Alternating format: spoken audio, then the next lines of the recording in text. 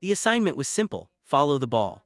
The Italian Open's broadcast cameras, those sleek robotic eyes perched above the Foro Italico's pristine clay courts, had a single job: track the fuzzy yellow dot, capture the spin, the speed, the geometry of professional tennis. But on a warm May afternoon in Rome, 2026, the cameras found something the algorithms hadn't programmed them to expect. They found a moment so raw, so unexpectedly human, that it would detonate across the internet and lodge itself in the hearts of millions before the next serve was struck. Let's rewind to the beginning of something no one saw coming. The tournament itself was still in its prelude. The qualifying rounds were a quiet hum of unseeded ambition, while the main draw stars, the marquee names whose faces sell luxury watches and sports drinks, drifted into the eternal city. The clay at the Foro Italico had been rolled to a slow, brick-dust perfection. The Mediterranean sun was a gentle gold, not the brutal hammer it becomes in July. Everything was in its place, waiting for the curated drama of scheduled matches. Then a fan with a smartphone found a thread that would unravel into a tapestry of diaspora and delight. The footage appeared online in the hazy hours of May 3, 2026. Grainy at first, a vertical video shaky, the kind that usually dies in the algorithmic abyss. But this one had a heartbeat. Reposted, shared, screen captured, and memed, it tore through every platform. 2 million views in an hour, 10 million by sunset. The video showed Alexeala, the 20-year-old Filipina phenomenon, a precision-crafted product of the Rafa Nadal Academy who had just shattered the so-called UVA curse in Madrid, walking onto a peripheral practice court. Her racket was in her hand, her focus was a fortress. But the fortress had a door and a sign was about to knock. The stands were mostly a ghost town. Practice sessions aren't spectacles, they are laboratories. Only a scattering of lucky fans and patient journalists had gathered. As Eala began her ritual, the stretches, the shadow swings, the slow waking of the muscles, something snagged her attention. A small knot of spectators in a corner of the bleachers, huddled like a secret, and among them a sign. It wasn't the usual corporate placard or a generic "I heart suit you." It was handmade, written in marker on what looked like recycled cardboard, and it read, "Alex may pancit sa bahay." For the uninitiated, the casual tennis fan scrolling in Nebraska or London, the sign was a riddle. The comment sections of the viral video became a chaotic classroom. "What does noodles have to do with a backhand?" asked a confused user from Texas. The answer came like a flood, a joyful lesson in cultural code switching delivered by Filipinos from Manila to Milan, from Dubai to Detroit.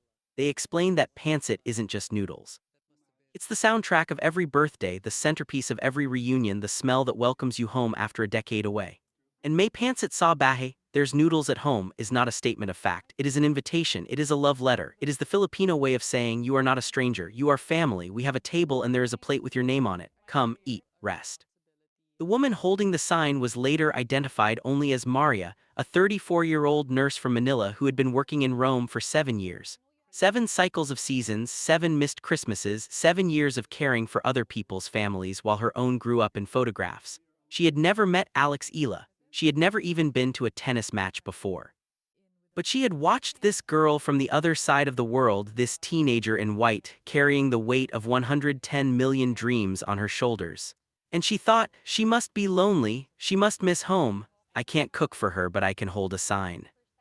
What happened next is the reason the internet stopped scrolling. Eala, mid-warm-up, read the words, and she didn't just smile, she didn't just nod, she laughed. A real, unguarded, full-bodied laugh that came from somewhere deep and unpolished. She pointed at the sign, then at Maria, as if to say, "I see you, I get it." For 3 seconds she wasn't a rising star or a national symbol. She was a girl far from home who suddenly smelled her grandmother's kitchen. The cameras, forgotten, captured the whole thing. Within 24 hours, the comment section of that grainy video had transformed into something unprecedented. It wasn't a debate or a flame war. It was a virtual asterisk, Dambian asterisk, the Filipino word for a communal gathering spot, a place where people sit, share stories, and exist together. "I love that she's still so grounded," wrote a fan from Quezon City. "She could have ignored that sign, she could have kept warming up, but she stopped, she laughed, she saw us." A nurse in London wrote, "I haven't been home for Christmas in 5 years and I just cried at my phone in the hospital break room." An OFW in Dubai posted a video of herself cooking pancit while watching the practice loop, captioning it, "Preparing for Alex's next match. She might be hungry." The humor was a lifeline, but beneath it was a deep, quiet ache, the unmistakable longing of people who spend their lives being essential somewhere else, while belonging somewhere else still. The Philippine media erupted. ABS-CBN Sports called it the most Filipino moment of the Italian Open. The Philippine Star wrote that the pancit sign had entered the immortal canon of OFW folklore. Memes proliferated. Eala's face photoshopped onto a steaming plate of bihon, a mock movie poster for Alexeala's pancit house with the tagline "Grand Slam Comfort Food." But the most powerful response was the quietest. Maria gave an interview, her face hidden to protect her privacy, her voice cracking.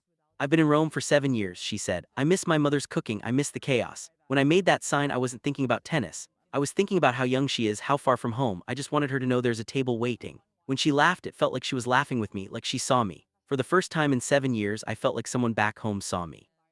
The next day, Eala sat before the press corps at the Foro Italico. The tournament had officially begun, but no one wanted to talk about her first-round opponent or her strategy on clay. They wanted to talk about noodles. A Filipino journalist, her voice trembling, asked, "Alex, what did you feel when you saw that sign?" Eala did not perform, she did not deflect. She leaned into the microphone and the room leaned with her. "I felt so loved," she said, and her own voice caught on the word. "I know that sounds simple, but it's the truth. When you're on tour, you're always moving, always leaving. You don't put down roots, you forget what it feels like to belong somewhere." She paused. And when she looked up, she wasn't looking at the reporters. She was looking through the lens at the millions of Filipinos watching. "But when I saw that sign, I remembered that I belong to the Philippines, and no matter how far I go, that never changes." Then she laughed again, that same unpolished sound. "Honestly, I got hungry. I hadn't even thought about pancit, but the moment I saw the sign, I wanted some." The room laughed with her, a release of tension, but she wasn't done. "Seriously though," she said, her voice dropping, "that sign made me think about every OFW who spends years away from their families. If I can make them smile for one moment, if I can make them feel seen, that's worth more than any trophy." 24 hours later, Eala walked onto center court for her first-round match. The Foro Italico was no longer quiet. The Philippine flags were everywhere, draped over shoulders, painted on cheeks, waving in the Roman breeze. The chants of Laban Alex echoed off the ancient stone, and somewhere in the stands Maria sat with her friends holding the sign high again. The match began. On paper it was winnable, an opponent who had clawed through qualifiers, a chance to prove that Madrid was no fluke. But from the first game something was wrong. Eala's movement, usually a liquid thing, was heavy. Her serve, which had been a weapon, landed soft. The energy that had defined her, the refusal to cede a single point, was a ghost. The first set evaporated 6-2. The second set 0-3. She called for the physio. She sat on her chair, head in her hands, shoulders heaving. The medical timeout stretched. She returned to the baseline, and for a few points the old fire flickered. But at 0-4 she walked to the net. She spoke to the umpire, her voice barely audible. "I can't continue."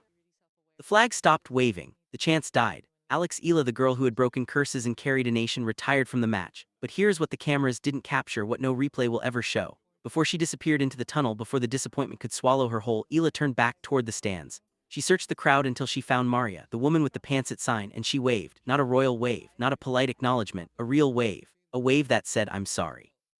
Thank you, I see you, I'll be back."